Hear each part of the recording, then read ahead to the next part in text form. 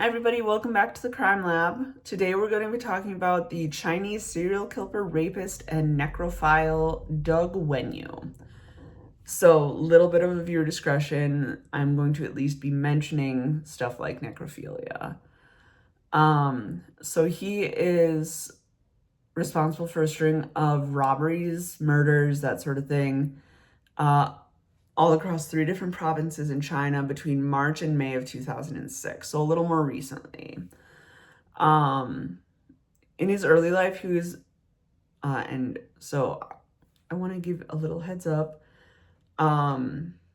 If you have not seen in other videos, I occasionally struggle with pronouncing areas, towns names, names of people from different countries. So I'm going to do my best because unfortunately I only speak English, but I'm going to do my best. So feel free to leave any helpful comments for me attempting to pronounce some of these words in the comments. I'm totally cool with that. Doug was born in Pyongyang County, Shenji in 1978. I hope I pronounced that correctly. If somebody speaks Chinese, feel free to tell me how good I did or did not do in that pronunciation. His parents divorced when he was in elementary school, and his mother remarried in another country, leaving Doug actually in the care of his grandmother. His father had a checkered past with theft convictions and was really not well liked in that area. So when Doug was 11, he was still in the 2nd grade, and so Doug decided to run away.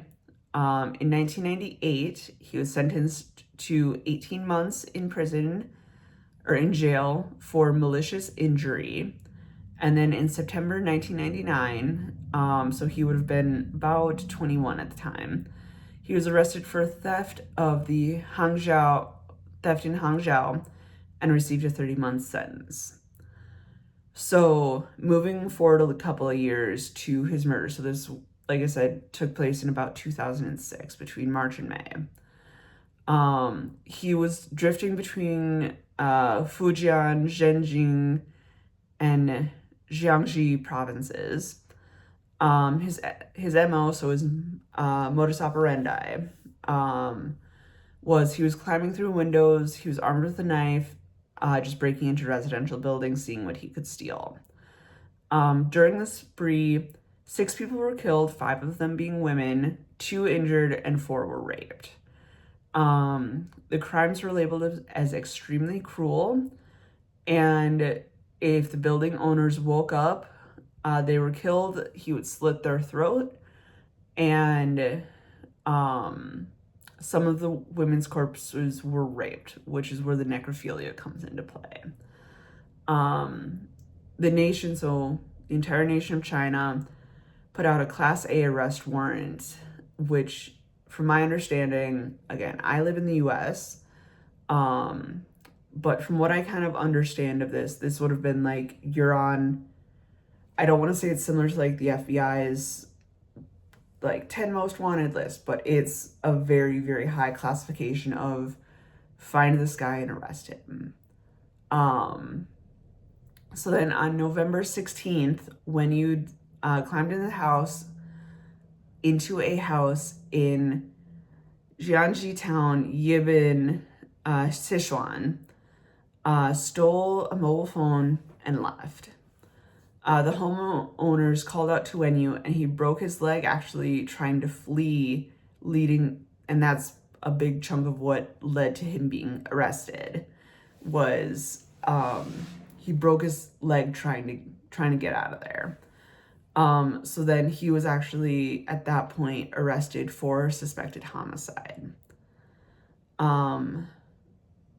So then the trial started on May 16th.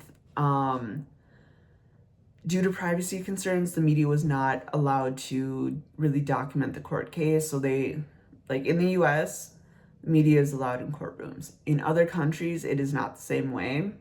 So there is not a ton of stuff that's documented about all the proceedings in the courtroom, as the same that we would see it in the US.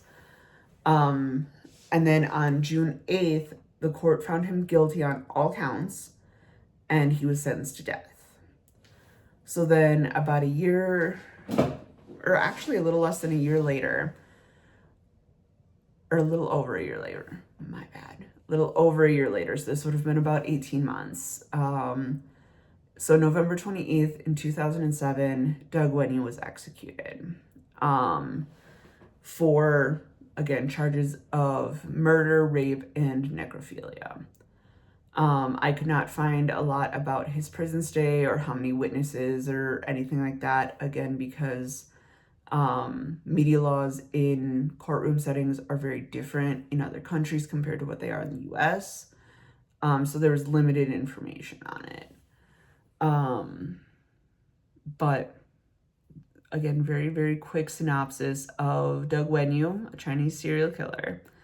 If anybody has any comments, questions, suggestions for future videos, feel free to leave them in the comments, and feel free to tell me how I did about pronouncing these towns and province names. Again, I unfortunately don't speak any other language other than English, so I probably butchered them. Have a good rest of your day.